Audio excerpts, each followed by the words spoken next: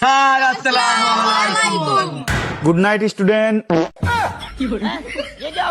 Sir good night না, good morning. Sorry sorry sorry, good morning student. তোমরা সবাই কেমন আছো?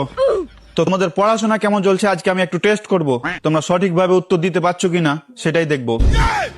এই ছেলে তুমি দাঁড়াও। হ্যাঁ স্যার আমি আছি।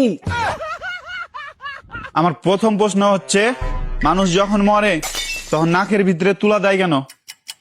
স্যার না খেয়ে লাগে তুলা দেয়, নিঃশ্বাস না নিয়ে ও আবার যেন না বাঁচতে পারে।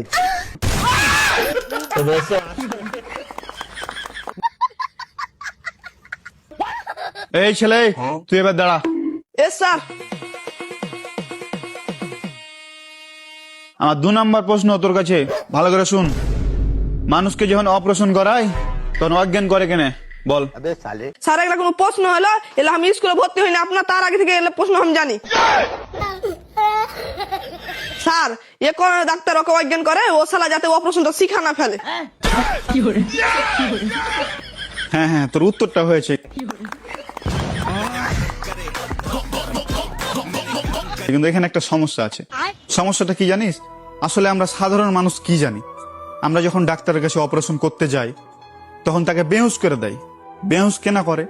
যে রুগীটা যেন ব্যথা না পায় এই জন্য তাকে বেহুশ করে ফেলে, কিন্তু আসলে বিষয়টা এমন না, বিষয়টা একটু ভিন্ন রকম। আসলে ডাক্তার রুগীকে বেহুশ করে দেয় কারণটা হলো সে যেন অপারেশনটা শিখতে না পারে। তুই উত্তরটা সঠিক দিয়েছিলি, ঠিক আছে, কিন্তু এখানে একটা সমস্যা আছে। সমস্যাটা হচ্ছে যে রুগী ভক্কের এসে অপারেশনটা করা শিখে নিবে, ওই রুগী আবার কি করবে জানিস? অপারেশনটা দেখে শিখে ফেলবে, শিখে ফেলে ওই তখন পাড়াম কেড়ে গ্রামে যে চেম্বার খুলে বসে থাকবে, দিয়ে সবার অপারেশন করবে। কিন্তু ডাক্তার তো এই ভুলটা করবে না, কারণ ডাক্তার এই ভুল না করবে এই কারণে ওকে অজ্ঞান করে দিবে। আর ডাক্তার এত লেখাপড়া করে অপারেশন করা শিখেছে, এই ভুলটা তো করবে না ডাক্তার কোনোদিনও। এই কারণে ডাক্তার ওকে বেহুশ করে দেয়, যেন ওই শিখতে না পারে। এটা হচ্ছে সমস্যা। স্যার আপনি তো অনেক প্রশ্ন করলেন, এবার আমি একটা প্রশ্ন করবো আপনাকে। আচ্ছা করো তাহলে, কি প্রশ্ন করবা করো। স্যার আমরা যখন ব্যথা পাইলে ওষুধ খাই, তখন ওষুধ কিভাবে জানতে পারলে যে আমার শরীরে রোজ হাতে ব্যথা? আসলে এটা খুব সহজ একটা বিষয়, হ্যাঁ, কিন্তু কিছু মানুষ এটাকে খুব কঠিন করে বলে।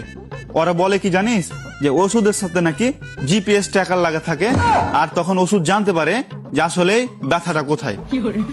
কিন্তু বিষয়টা এমন না, বিষয়টা আমি তোরাকে খুব সুন্দর করে বুঝিয়ে বলি, শুন।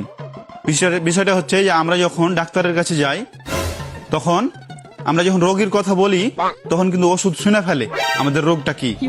তখন আমরা যখন ওষুধ খাই তখন ওষুধ জাগা মতন ব্যথাটা ঠিক করে দেয়। স্যার আমার আর একটা প্রশ্ন আছে। আচ্ছা স্যার, এক বছর যদি 365 দিন হয়, এটা কিভাবে সম্ভব? এটা আমাকে বুঝিয়ে দেন। শুন, এখানেও একটা কিন্তু আছে। যারা এটা আবিষ্কার করেছিল ওরা হলো একটা বোকাচোদা। শুধু বোকাচোদা লয়, দুনিয়ার বোকাচোদা। বোকাচোদা যদি না হতো তাহলে এত বড় একটা ভুল আবিষ্কার করতো? তো তোরাকে আমি সুন্দর করে জিনিসটা বুঝিয়ে দিছি। 1 বছর সমান 365 দিন না, এর মধ্যে 365 রাতও আছে। তাহলে বিষয়টা হচ্ছে 1 বছর সমান 365 দিন আর 365 রাত, দুইটা মিলিয়ে যোগ করলে হয় 730 দিন। তাহলে 1 বছর সমান 730 দিবারাত্রি। এখন তোরা বিষয়টা বুঝতে পেরেছিস, যারা এটা আবিষ্কার করেছিল যে 1 বছর সমান 365 দিন, ওরা আসলে একটা বোকাচোদা। বোকাচোদা না হলে তো এভাবে আবিষ্কার করতুক না।